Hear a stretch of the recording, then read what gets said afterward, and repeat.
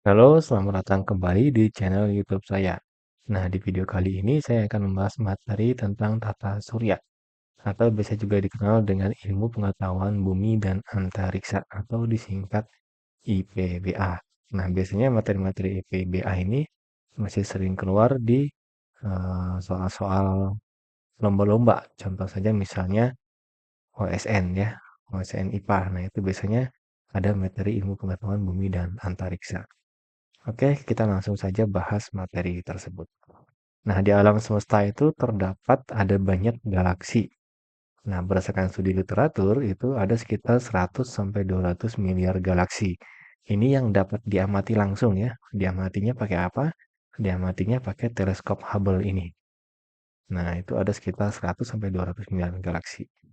Nah, kemudian total semuanya dari yang dapat diamati dan tidak dapat diamati langsung itu diperkirakan jumlahnya sekitar 2 triliun galaksi ya dari data teleskop luar angkasa Hubble dan juga model matematika.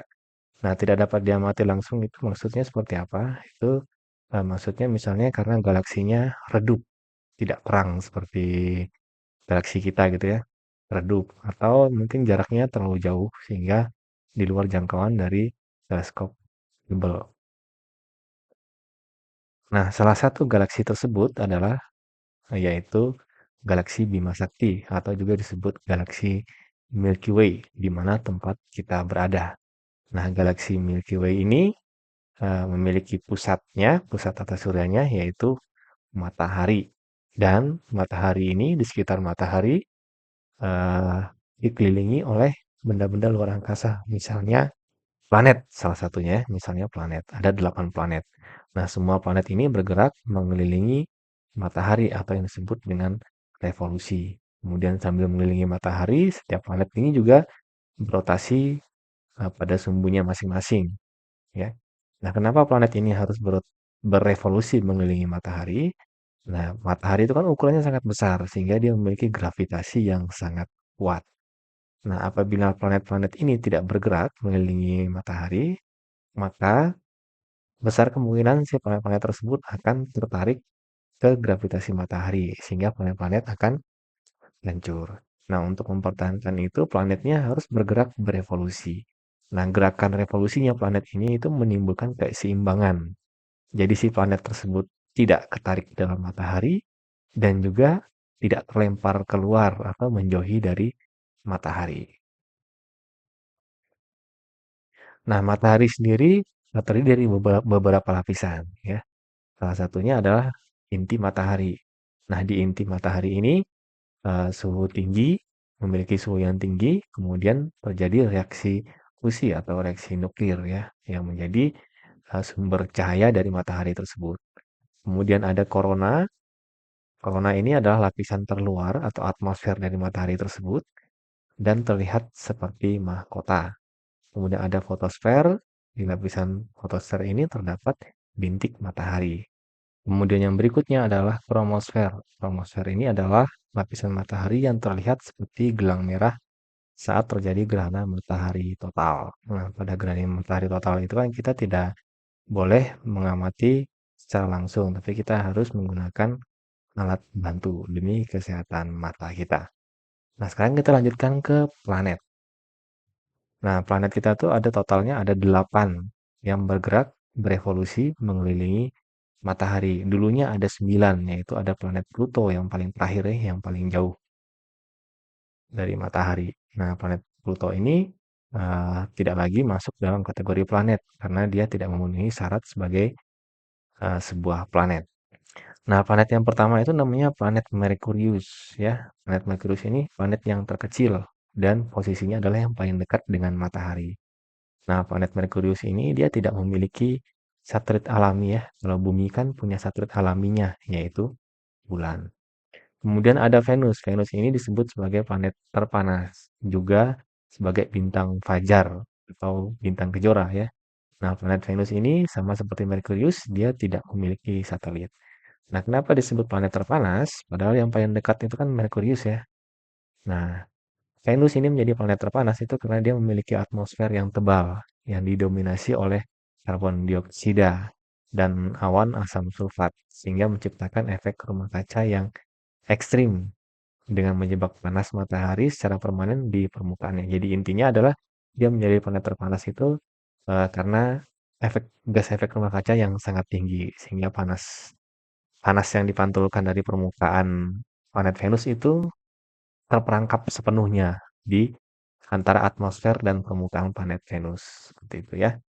Nah, disebut bintang fajar karena penampilannya yang sangat terang. Ya, kenapa penampilannya sangat terang?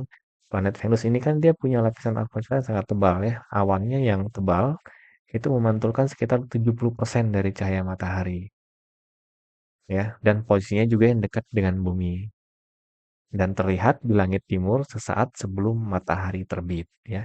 Jadi terlihatnya seperti bintang karena memantulkan 70% dari cahaya matahari tadi. Tapi sebenarnya dia bukan bintang, dia adalah planet.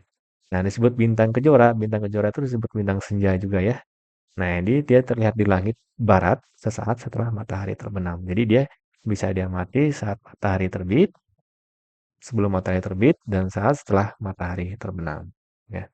Nah, yang berikutnya adalah Bumi. Bumi dikenal dengan planet biru dan memiliki satu satelit alami, yaitu bulan. Kenapa disebut planet biru? Karena 70% permukaan bumi itu ditutupi oleh air laut. Ya. Yang berikutnya adalah Mars. Mars ini dikenal dengan sebutan sebagai planet merah. Dia memiliki dua satelit yang namanya adalah Phobos dan Deimos. Ya. Disebut planet merah itu karena uh, planet Mars itu permukaannya mengandung mineral besi di tanah Mars itu ya yang teroksidasi atau berkarat sehingga menyebabkan warnanya tampak merah. Nah, yang berikutnya adalah planet Jupiter. Nah, Jupiter ini adalah planet yang terbesar di antara 8 planet yang ada. Dia memiliki 95 satelit, terbanyak kedua setelah planet Saturnus. Ya. Nah, yang berikutnya adalah Saturnus. Dia adalah planet bercincin, ciri khasnya ya. Sekaligus sebagai planet yang memiliki satelit terbanyak, sebanyak 274 satelit. Nah, ini untuk satelitnya masih bisa berubah ya, seiring perkembangan teknologi. Nanti ada yang bisa diamati lagi, nanti bisa saja bertambah lagi satelitnya antara Saturnus dan Jupiter, dan yang lainnya juga mungkin ya, jika ada. Nah, kemudian yang berikutnya adalah Uranus. Uranus ini adalah planet terdingin. Dia memiliki 27 satelit. Berikutnya adalah Uranus. Uranus ini adalah planet terdingin dan memiliki 27 satelit. Dan yang terakhir adalah yang paling jauh adalah planet Neptunus. Dia disebut sebagai planet terjauh. Disebut juga sebagai kembaran Uranus karena ukurannya sama dan juga sama-sama dingin. Dia memiliki 14 satelit. Nah, Neptunus dan Uranus ini sama-sama planet yang dingin.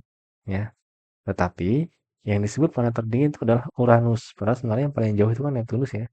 Tapi planet terdingin itu justru Uranus. Nah, berdasarkan catatan sejarahnya, itu di antara dua planet Neptunus dan Uranus ini, Uranuslah yang pernah mencatatkan suhu paling rendah, yaitu di minus 224 derajat Celcius. Maka dari itu Uranuslah yang disebut planet terdingin, walaupun sebenarnya Neptunus yang jaraknya yang paling jauh.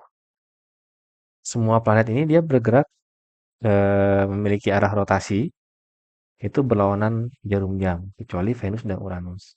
Nah, arah rotasi Venus dan Uranus ini dia searah jarum jam. Nah, kemudian dari 8 planet ini mereka dikelompokkan. Nah, kalau berdasarkan bumi sebagai pembatas, itu dia dibagi jadi dua.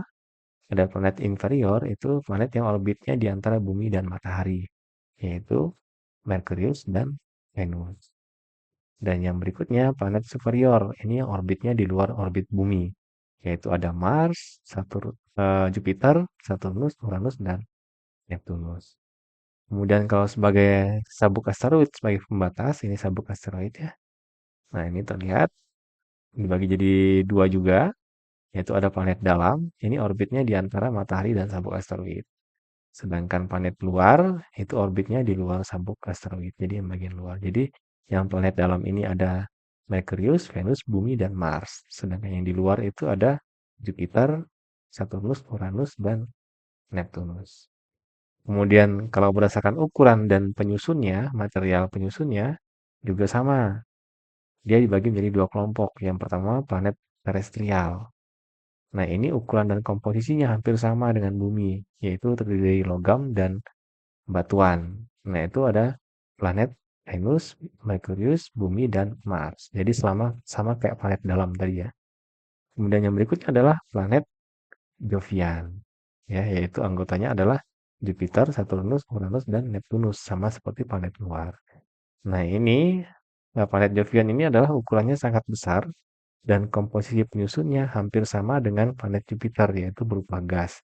Jadi istilahnya planet terestrial ini bisa kita injak ya karena berbentuk padat, tapi untuk planet Jovian ini dia berupa gas, jadi tidak bisa dipijak. Kemudian kita lanjut ke satelit.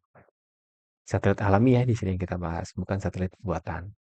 Nah, satelit itu adalah benda angkasa yang bergerak mengelilingi planet dan bersama planet mengelilingi matahari.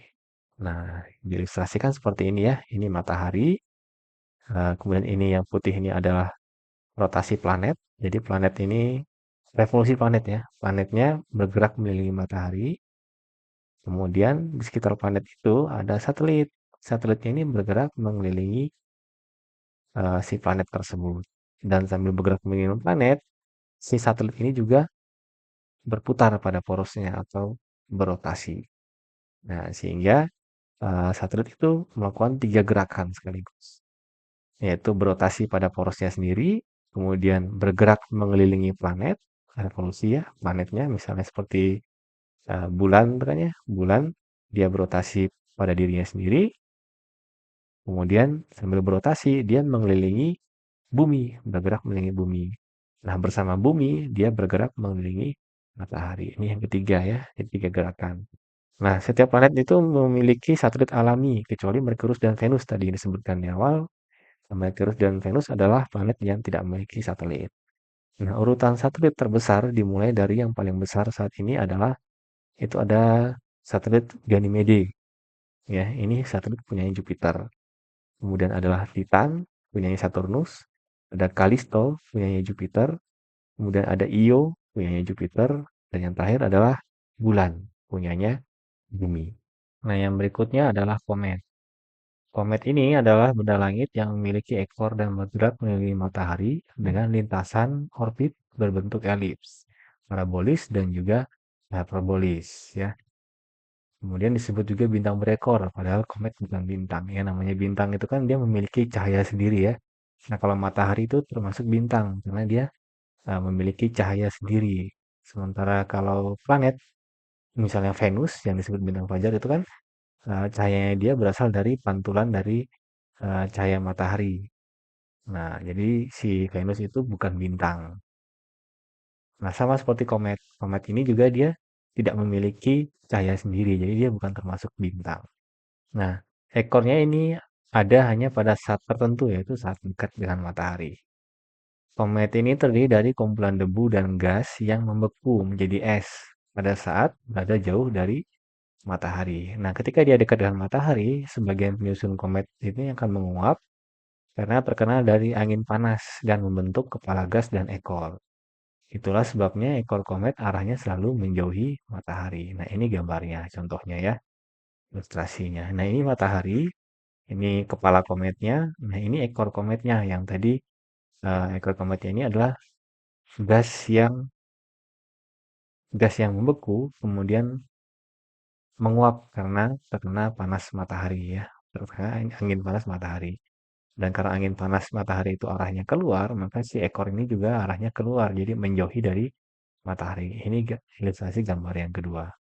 Nah, komet yang terkenal saat ini tuh namanya komet Halley yang ditemukan oleh ilmuwan Halley pada tahun 1705. Komet ini terlihat dari bumi setiap 75 tahun sekali, yaitu saat posisinya dekat dengan matahari. Karena tadi ya, saat dekat dengan matahari, si bahan penyusun komet tadi ada yang menguap terkena angin panas, jadi akan kelihatan ekornya seperti itu.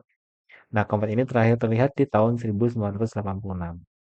Maka diperkirakan komet ini akan terlihat lagi pada tahun 2061. Berikutnya, asteroid, meteoroid, meteor, dan meteorit. Nah, asteroid adalah planetoid atau planet kerdil atau batuan besar yang berkumpul di antara Mars dan Jupiter. Kemudian bersama-sama mereka bergerak mengelilingi matahari. Nah, karena berkumpul dalam bentuk banyak mengelilingi matahari, kemudian dia disebut dengan sabuk asteroid. Nah, seperti ini ya ilustrasinya. Yang putih-putih banyak ini adalah sabuk asteroid karena dia adalah kumpulan planetoid atau planet terdil tadi atau batuan besar. Kemudian mereka secara bersama-sama bergerak mengelilingi matahari sehingga terlihat seperti sabuk. Makanya dia disebut sabuk asteroid. Kemudian ada meteoroid. Meteoroid adalah batuan yang ukurannya lebih kecil dari asteroid. Bisa jadi itu pecahan dari asteroid yang melayang bebas di angkasa. Ya, melayang bebas artinya dia tidak bergerak mengelilingi matahari. Itu adalah meteoroid. Ya, seperti ini contoh ilustrasinya. Dia melayang bebas, tidak bergerak mengelilingi matahari seperti benda-benda langit lainnya, seperti benda-benda angkasa lainnya. Kemudian meteor, meteor adalah meteoroid yang tertarik oleh gravitasi bumi dan terbakar akibat bergesekan dengan atmosfer bumi.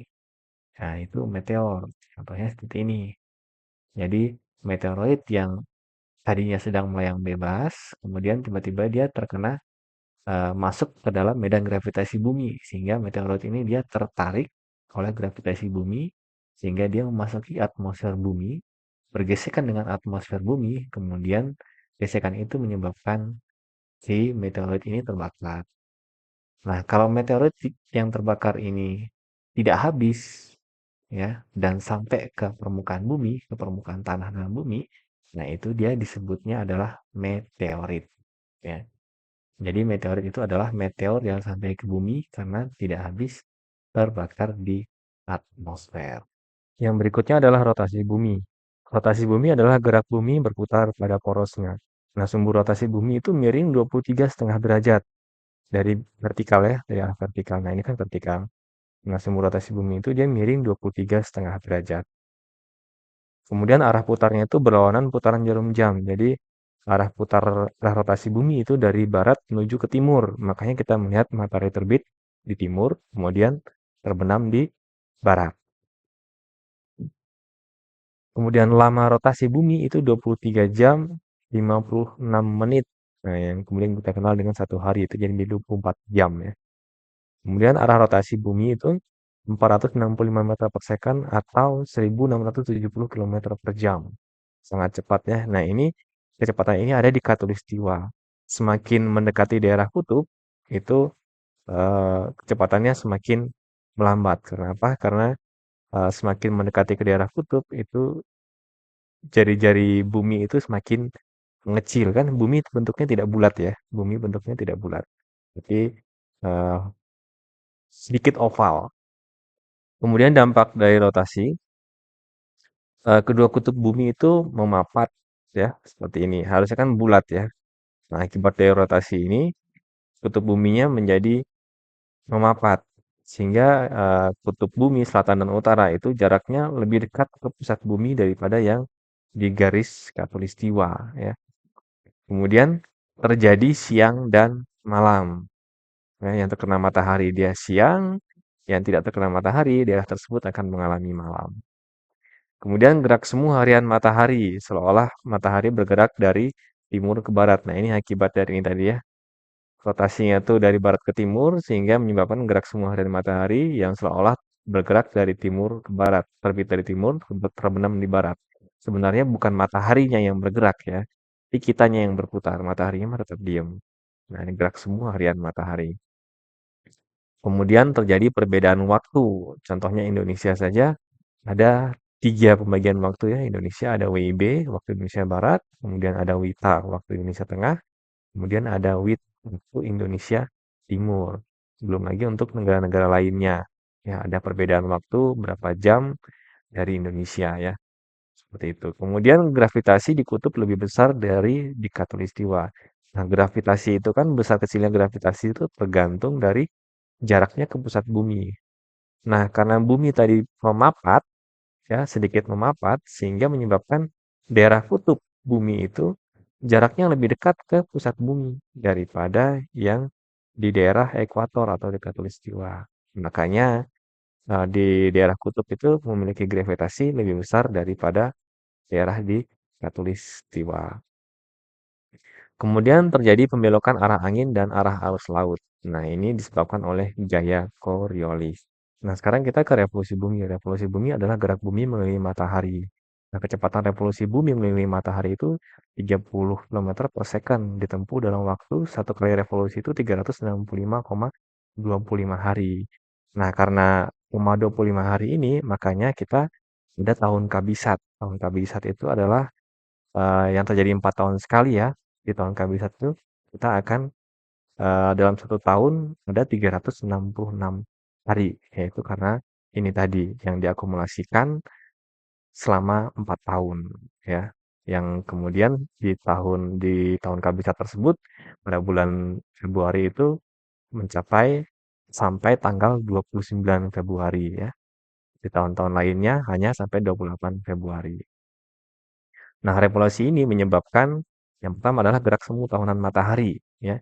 Kalau kita perhatikan baik-baik, matahari itu terkadang terbit tepat di timur, kadang terbit sedikit melenceng ke utara, kadang terbit sedikit melenceng ke selatan. Nah, ingat ya, matahari yang nggak bergerak, tapi kita yang berotasi dengan kemiringan 23,5 derajat tadi.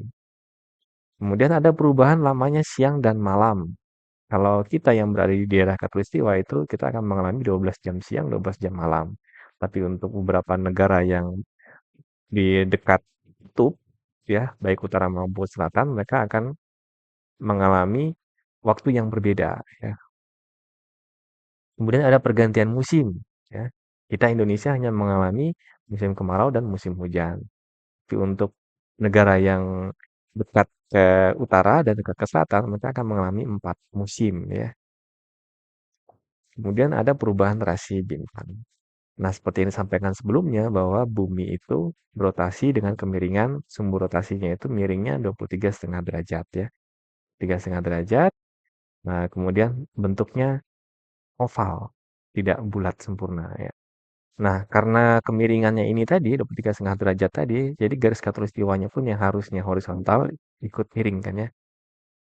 Nah, karena kemiringan ini tadi kita bagi ada belahan bumi utara, kemudian ada belahan bumi selatan. Nah, kalau dibuat gitu kurang lebih seperti ini ya. Ini berarti 23,5 derajat ya ini. 23,5 derajat, ini 23,5 derajat. Nah, pada tanggal 21 Maret itu matahari itu tepat berada di garis khatulistiwa. Nah, pada saat matahari tepat berada di garis khatulistiwa, itu bumi utara itu akan mengalami musim semi. Sedangkan selatan akan mengalami musim gugur. Kemudian, dari tanggal 21 Maret itu matahari akan perlahan-lahan seolah bergerak menuju ke bumi utara. Nah, maksimal di tanggal 21 Juni. Ini sekitar ya, tanggal ini nggak mutlak ya, tapi sekitar 21 Juni. Nah, artinya belahan bumi utara ini akan mendapat banyak sinar matahari. Ya, mendapat banyak sinar matahari. Sehingga pada saat itu bumi utara akan mengalami musim panas. Sedangkan selatan dia akan mengalami musim dingin. Kemudian dia akan bergerak lagi kembali ke garis khatulistiwa di tanggal 23 Desember tepat di khatulistiwa. Nah, pada saat itu bumi utara akan mengalami musim gugur ya. Sedangkan bumi selatan dia akan musim semi. Kemudian terus bergerak sekitar sampai tanggal 22 Desember. Nah, di sini matahari berada di belahan bumi selatan. Jadi belahan bumi selatan ini akan mengalami musim panas. Yang utara akan mengalami musim dingin. Kemudian habis berada di selatan, matahari kembali bergerak menuju ke garis khatulistiwa. Nah, ini kembali seperti yang di sini tadi ya, musim semi di utara, musim gugur di selatan. Nah, saat matahari ini berada di daerah garis khatulistiwa, nah ini semua negara akan memiliki eh, waktu siang dan malam yang sama, yaitu sama-sama 12 jam ya, ketika matahari tepat berada di garis khatulistiwa. Nah, tapi ketika berada di matahari di belahan bumi selatan, nah itu akan mengalami perbedaan lamanya siang dan malam di utara ya. Kalau di selatan juga begitu. Nah, bahkan ada negara-negara tertentu itu yang siangnya lama banget ya, hampir nggak ada malamnya. Sebenarnya bukan nggak ada malam sih, malam, tapi cahaya mataharinya masih terlihat masih ada gitu ya. Nah, itu misalnya Finlandia, kemudian Norwegia, itu adalah negara-negara yang dekat sekali dengan kutub utara bumi. Nah, kalau kita browsing itu akan yang kita dapat seperti ini nih. 21 Maret musim semi, 21 Juni musim panas, 23 September musim gugur, 21 Desember itu musim dingin. Loh ini patokannya yang mana ini? Ya, patokannya yang mana? Nah, musim yang tertulis yang di web itu patokannya adalah belahan bumi utara. Yang ini tadi semi, panas, gugur, dingin, semi. Kenapa yang menjadi patokan belahan bumi utara, bukan bumi selatan? Nah, kalau kita lihat negara-negara di belahan bumi utara, ya ada Amerika Serikat, Prancis, Jerman, Italia, Inggris, Tiongkok, India, Jepang, Rusia.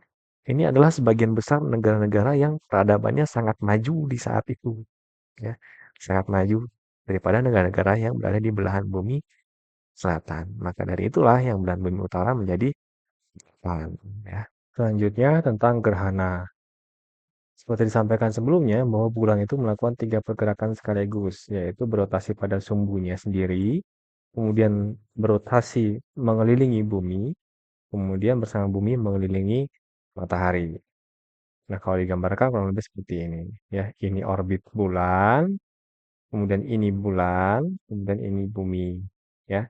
Nah, karena bumi itu tidak tepat berada di tengah-tengah orbit bulan, tapi berada di salah satu sisi, maka suatu saat bulan itu bisa berada paling jauh dari bumi, sekitar segini. Nah, titik itu dinamakan titik apogi, yaitu bulan berada paling jauh dari bumi.